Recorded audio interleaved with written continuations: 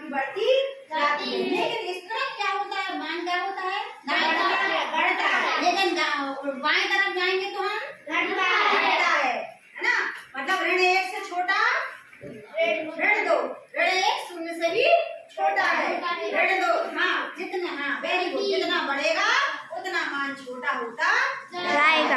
ऋण 1 लाख, हमने कहा ऋण 1 लाख, और ऋण 1 कौन बड़ा है, ऋण 1 लाख और ऋण 1 में कौन बड़ा है, है ना। समझ में बात आ गई तो समझ में, है ना। तो इनको बोलते हैं पूर्णांक इंटीजर। तो इनके बारे में हमें पढ़ना है। जैसे हम जोड़ना, घटाना, भाग, तुलना करना, कौन बड़ी कौन छोटी, आरोही क्रम अवरोही क्रम, ये सब चीजें हम इनमें पढ़ेंगे प्राकृतिक संख्याओं में, भिन्न में। ऐसे हम पढ़ेंगे काय में, पूर्णांक। ठीक है।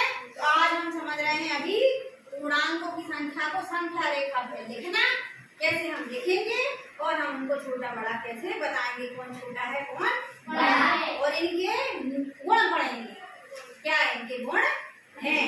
ठीक है। तो अभी कुछ गुण तो हमने तुम्हें बता दिए। क्या बताया कि बीचों बीच शून्य मूल बिंदु कहलाता है, उसके दाएं तरफ धनात्मक संख्याएं होती हैं जो ऋण तक जाती हैं और इनका मान बढ़ता जाता है।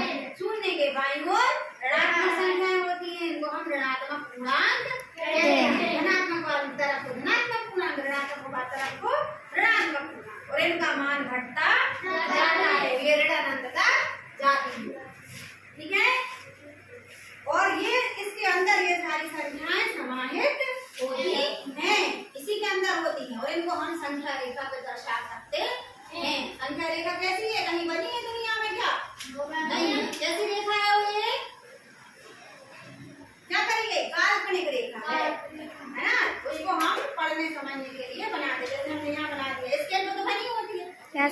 हम स्केल पे गिनती दिखा रहे हैं तो हम उसको समझने में पढ़ने में सुविधा